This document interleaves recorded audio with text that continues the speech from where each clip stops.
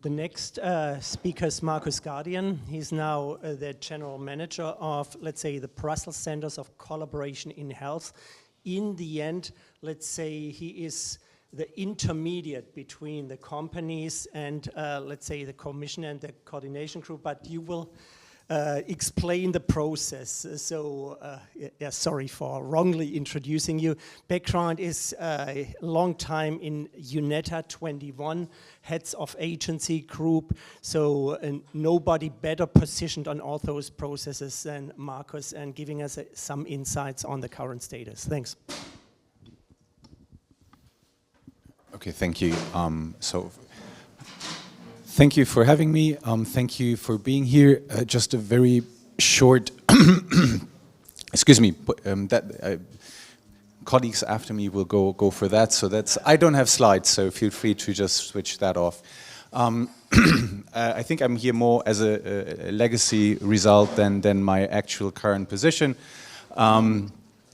BCCH is an organization that supports the HTA regulation by supporting the HTA bodies that formed a consortium, and we support actively the involvement of clinicians, experts, and patients experts in the JSC and JCA processes. It's very clear to separate that from the HTA Secretariat. BCCH has no direct contact with companies. We are not involved in communicating with companies on either JCA or JSC processes. So that's really, really important to sort of keep that distinction.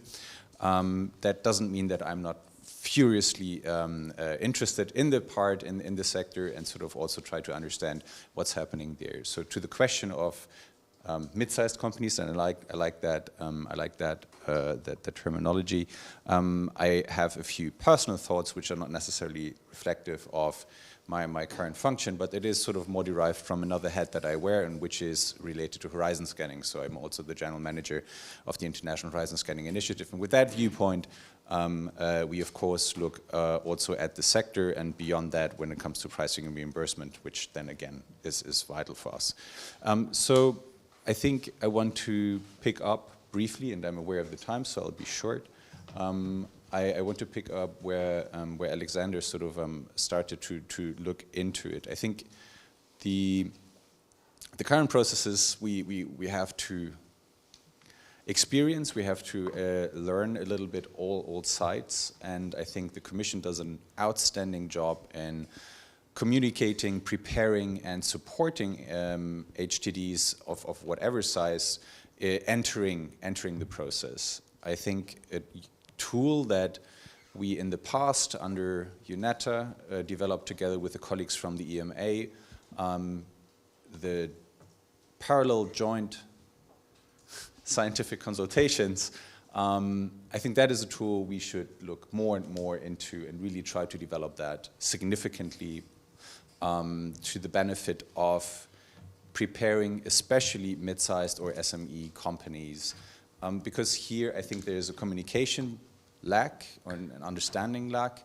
From a horizon scanning perspective, we looked at the potential incoming products for 2025, and more than 50% are mid-sized or even SME companies out of either the US context or the Chinese context, where we say, okay, this is, the assumption is we hope they know where Europe is, and maybe they have heard of the EMA, but for sure it might be difficult to explain to them what HTA is and what the European HTA approach is. So if we look at that from an angle of a very high percentage of medium-sized or even smaller companies with highly specialized products, we need to be able to reach them much, much earlier than we currently do, not only at the point where they submit to the EMA, but significantly earlier. And that I think is a challenge that together with colleagues from EMA, I think we have to look at as well.